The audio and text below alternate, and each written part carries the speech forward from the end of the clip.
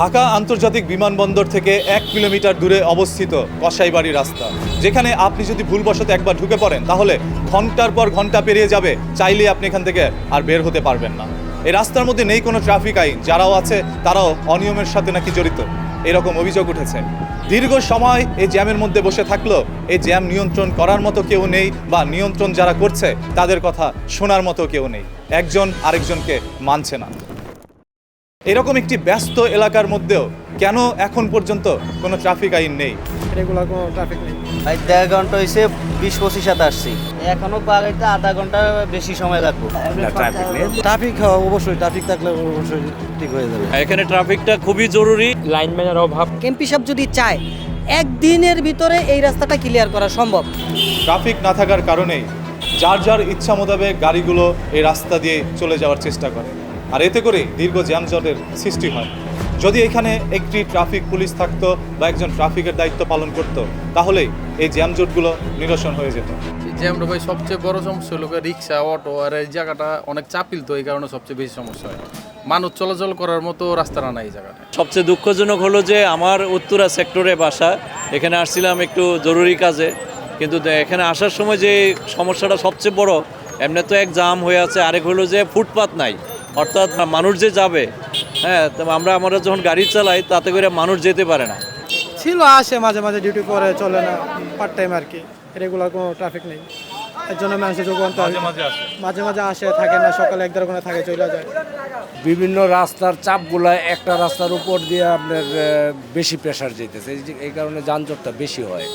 যে এই অটোগুলা খুব ডিস্টার্ব করে, এত ডিস্টার্ব করে, মানে এগুলারে লাইনম্যান দিয়েও ঠিক করা যায় না। ভাই 1.5 ঘন্টা হয়েছে, 20-25 সাথে আসছি, এই যে দক্ষিণখান বাজার থেকে পর্যন্ত আসছি, এখনো পাগাইতে আধা ঘন্টা বেশি সময় লাগবে। বরাদ্দ শুনছি 5 জন আছে, কিন্তু এমনি রেগুলার থাকে না। বরাদ্দ 5 জন আছে, এটা সরকারিভাবে এটা জানি, কিন্তু রেগুলার মানে তাদেরকে হঠাৎ যখন ওই যে এমপি টেমপি কেউ আসে টাসে, তখন হয়তো হঠাৎ দেখা যায়, এমনি তাদেরকে ডিউটিতে তো কখনো দেখা যায় না। ভাই আমি আইতে প্রায় 1.5 ঘন্টা সময় লাগছে ভাই। বাইক দিয়ে আসতে আবার 1.5 ঘন্টা সময় লাগছে ভাই। এটা কি প্রতিদিন হয়? প্রতিদিনই এরকম হইতেছে ভাই। কেন হচ্ছে?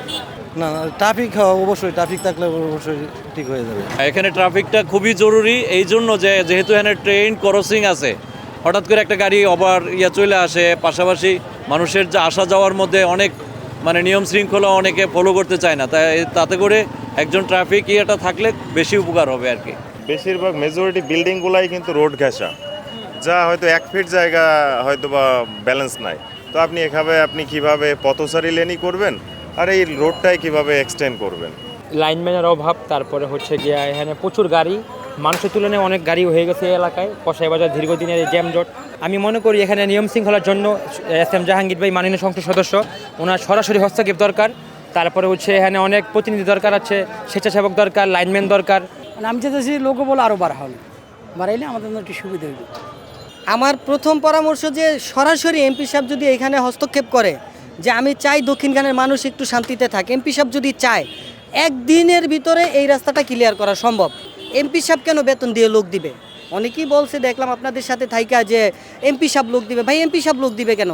লোক দিবে অটো চালকরা, অটোর মালিকরা, অটোর যে গ্যারেজ মালিক, তারা 3-4টা গ্যারেজ মিলে একটা লোক দিলে কিন্তু ভাই যে পরিমাণ অটোর গ্যারেজ আমাদের এইখানে 100 লোক দেওয়া সম্ভব। তাহলে তারা বেতন দিয়ে এখানে লোক দিবে, ওরা রাস্তা ক্লিয়ার করবে।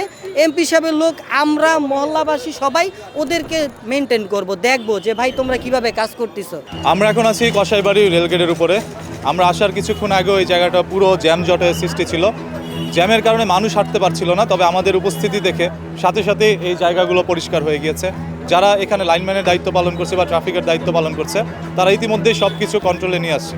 আপনারা দেখেন এখন আশেপাশে কোনো দিকে কোনো জ্যাম নেই, কোথাও কোনো অটোরিকশা নেই, জ্যামও নেই। আপনারা এখানে যে রশিটি দেখতে পাচ্ছেন, এই রশিটি ছিল না যখন আমরা এসেছিলাম, এবং আমরা আসার পর তারা যখন দেখলো আমাদের উপস্থিতি, পরবর্তীতে এই রশিগুলো তারা আবার এখানে লাগিয়ে দিয়েছে। তাহলে এখানে আসলে কি হচ্ছে? এখানে কি কোনো কালো জাদু হচ্ছে? কালো জাদুগুলো কারা করছে?